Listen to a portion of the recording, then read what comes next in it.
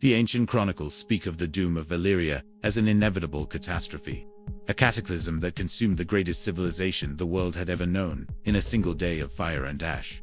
But what if the histories were incomplete? What if there was one man who saw the signs, who understood the approaching darkness, and who risked everything to prevent the fall of the Dragonlords? This is the untold story of Daemon Targaryen. Not the prince who would later fight in the Dance of Dragons, but his ancestor, the last great Dragonlord of old Valyria, who glimpsed the future and tried to change it.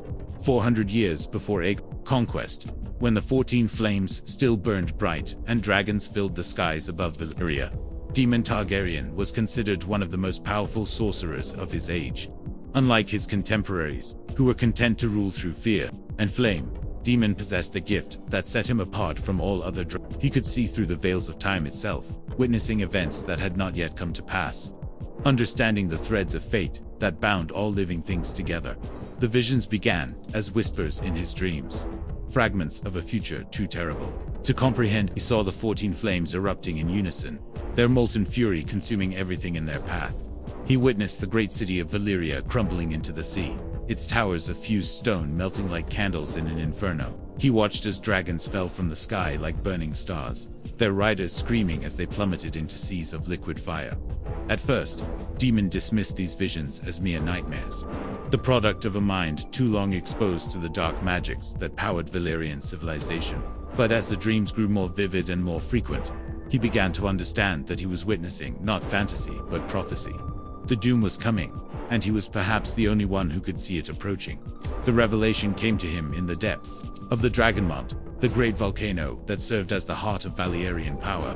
He had descended into the ancient chambers beneath the mountain, seeking answers in the oldest texts and artifacts of his people. There, carved into walls of black stone and written in letters of molten gold, he found the true history of Valyria, a history that had been hidden from all but the most powerful of the Dragonlords. The Valyrian Freehold had not risen to power through conquest alone, but through a pact made with forces far older and more dangerous than dragons. In the earliest days of their civilization, the first Dragonlords had delved too deep into the earth, seeking the secrets of fire and blood that would make them masters of the world. They had found what they sought, but they had also awakened something that should have remained sleeping. The entity they encountered in the depths was ancient beyond measure, a being of pure flame and malice that had existed since the world was young. It offered them power beyond their wildest dreams, the ability to bind dragons to their will and command the very forces of creation and destruction. In exchange, it asked only for worship, for sacrifice, and for the promise that, when the time came, they would serve its ultimate purpose. The Dragonlords accepted the bargain, believing themselves clever enough to control what they had unleashed. For centuries, their civilization flourished, growing ever more powerful and decadent. But the entity in the depths was patient, and it was cunning. It allowed them to believe they were the masters, while slowly corrupting them from within, turning their greatest strength into the instrument of their destruction. Daemon understood now why his visions showed the 14 flames erupting in perfect unison. It was not a natural disaster, but a deliberate act of destruction, the entity's final gambit to consume the civilization that had served it so well. The Dragonlords had become too powerful, too independent, and now they would pay the price for their hubris. But Daemon was not content to simply accept this fate. He began to study the ancient pacts and bindings, searching for a way to break the chains that bound his people to their doom. He delved into forbidden texts, consulted with the wisest of the faceless men, and even ventured into the ruins of older civilizations that had fallen to similar fates. His research led him to a terrible understanding. The entity in the depths could not be destroyed, but it could be contained, bound by rituals and sacrifices that would require the willing participation of the most powerful dragon. The cost would be enormous, potentially requiring the sacrifice of their dragons, their magic, and even their lives. But it was the only way to prevent the total annihilation of their civilization. Daemon knew that convincing his fellow Dragonlords would be nearly impossible. They were proud, arrogant, and utterly convinced of their own invincibility. They would see his warnings as the ravings of a madman, his proposed solution as an act of cowardice. But he had to try, for the alternative was the extinction of everything they had built. He began with his own family, the Targaryens, who had always been among the most reasonable of the Dragonlord houses. His father, Aegon Targaryen, listened to his son's warnings with growing alarm. But even he found it difficult to believe that their mighty civilization could be brought low by forces beyond their control. "You speak of entities and ancient pacts," Aegon said, his voice heavy with concern. "But we are the masters of dragons, the lords of fire and blood. What power could possibly threaten us?" Daemon showed his father the visions, using his gift to share the terrible images that haunted his dreams. He watched as his father's face grew pale, as the older man began to understand the magnitude of the threat they faced. "If what you say is true," Aegon whispered, "then we are all doomed. The other houses will never agree to such sacrifices. They would rather die as kings than live as beggars." But Daemon refused to accept defeat. He began to work in secret, gathering allies. Among the younger dragon lords who were not yet fully corrupted by power and pride, he shared his knowledge with those who would listen, teaching them the rituals and bindings that might save their people. The most crucial ally he found was Visenya Targaryen, his own sister, a woman whose magical abilities rivaled his own. She had been having similar visions, though not as clear or detailed as his own. Together, they began to prepare for the ritual that might save Valyria, even as they continued to try to convince the other Dragon Lord houses to join them. The resistance they encountered was fierce and immediate. The House of Valyria's masters of the greatest dragons laughed at their warnings and accused them of seeking to weaken their rivals through fear and superstition. The House of Valyrian, Lords of the Seas, dismissed their concerns as the fantasies of those who spent too much time studying dusty tomes, instead of ruling their domains. Most devastating of all was the reaction of House Targaryen, the most powerful of all the Dragon Lord families. Their patriarch, Megard the Cruel, not only rejected Daemon's warnings, but actively worked to undermine his efforts, spreading rumors that the Targaryens were plotting to seize power for themselves. "You would have us destroy our own strength, based on dreams and nightmares," Megard declared before the assembled Dragonlords. "I say the Targaryens have grown weak, corrupted by their own fears. Perhaps it is time for stronger hands to guide our destiny." The political situation grew increasingly dangerous as the various houses began to choose sides. Some supported Daemon's warnings, others dismissed them entirely, and still others saw the growing division as an opportunity to advance their own interests. The unity that had made Valyria strong began to fracture, and with it, any hope of mounting a coordinated response to the approaching doom. Daemon realized that he was running out of time. His visions were growing more intense and more frequent, showing him the exact moment when the entity would strike. He had perhaps months, maybe weeks, before the 14 flames would erupt and consume everything he held dear. In desperation, he made a decision that would haunt him for the rest of his days. If he could not save all of Valyria, he would at least save his own family. He began to prepare for the Great Exodus, gathering the Targaryen dragons and their most loyal retainers for a journey to the far edges of the known world. But even this plan faced obstacles. Many of the Targaryens refused to abandon their homeland, convinced that Daemon's warnings were exaggerated or false. His own brother, Aegon, declared that he would rather die in Valyria than live in exile. And many of the family's dragons were too old or too proud to leave the volcanic peaks they called home. The final confrontation came in the Great Council, chamber of the Dragonmont, where the heads of all the major houses had gathered to address the growing crisis. Daemon stood before them, his sister Visenya at his side, and made one last desperate plea for unity and action. "The signs are all around us," he declared, his voice echoing through the vast chamber.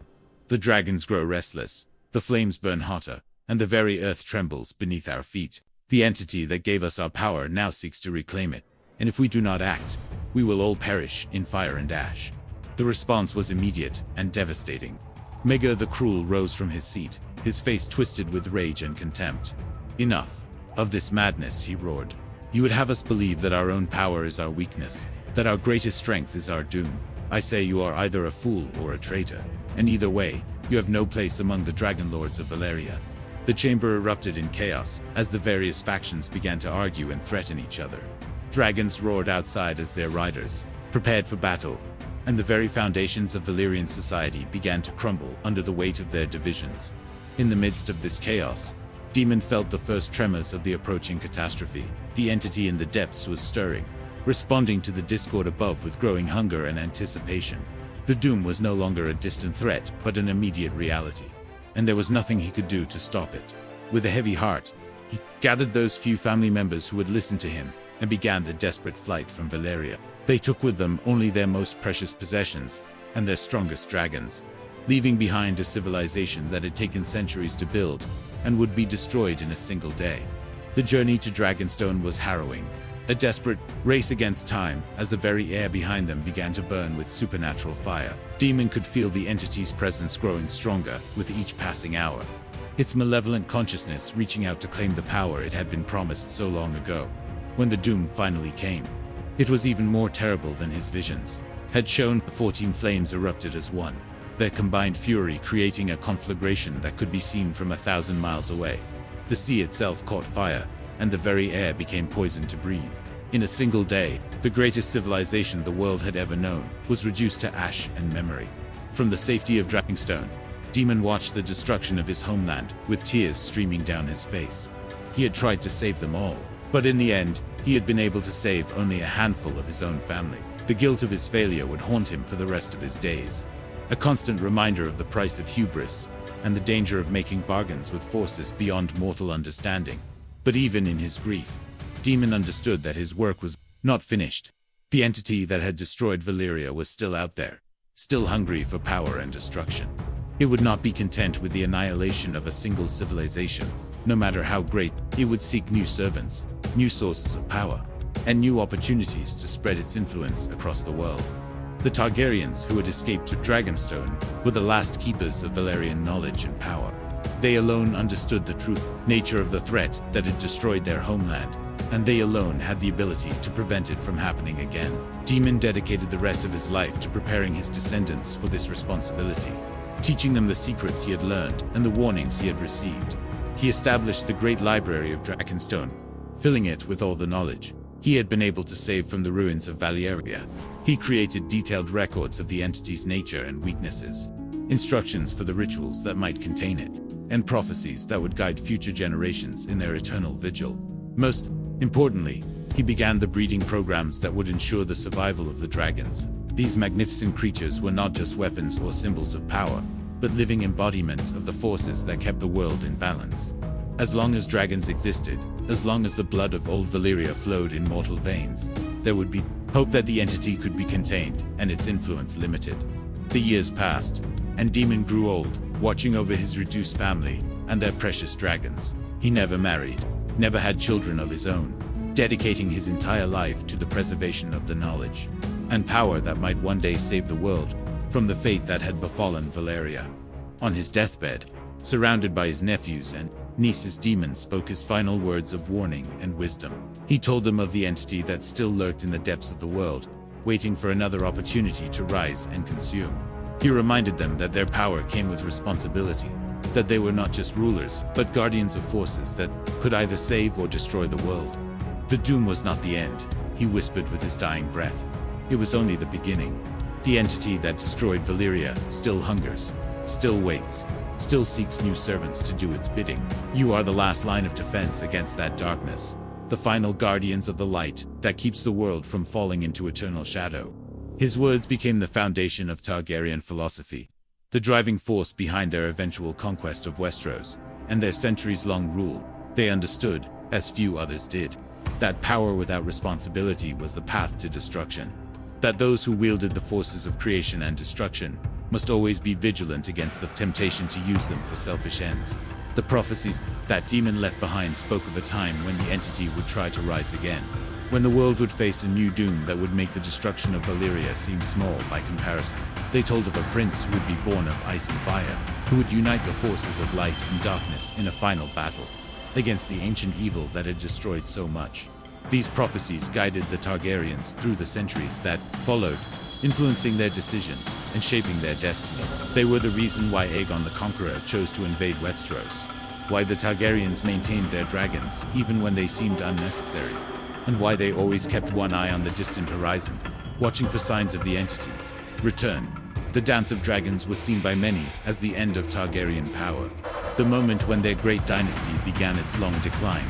But those who understood Daemon's warnings knew better. The civil war was not a sign of weakness but of strength, proof that the Targaryen blood still burned hot enough to resist the entity's influence. The dragons that died in that conflict were not lost but transformed, their essence preserved in the bloodlines that would carry on their legacy.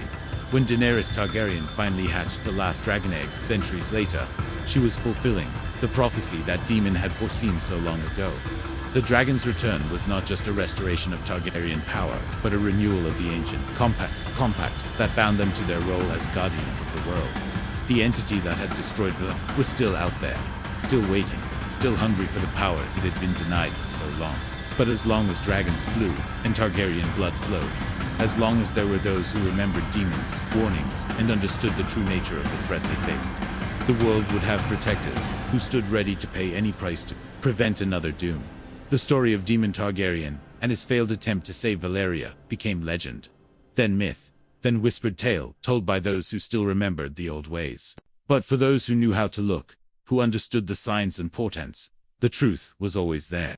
The dragon had tried to prevent the doom, and though he had failed to save his homeland, he had succeeded in preserving the knowledge and power that would one day be needed to save the world itself. In the end, Daemon's greatest victory was not in the battles he fought or the magic he wielded, but in the legacy he left behind. He had seen the future and found it wanting, so he had worked to change it, to create a better tomorrow for those who would come after him. The doom of Valyria could not be prevented, but the next doom could be, and that possibility was worth any sacrifice, any price, any burden that had to be borne. The blood of the dragon could not be destroyed, only transformed, and in that transformation lay the hope of the world, the promise that no matter how dark the future might seem, there would always be those who stood ready to face the darkness and hold back the night. Daemon Targaryen had tried to stop the fall of Valyria, and though he had failed, his failure had become the foundation for a greater victory that was yet to come.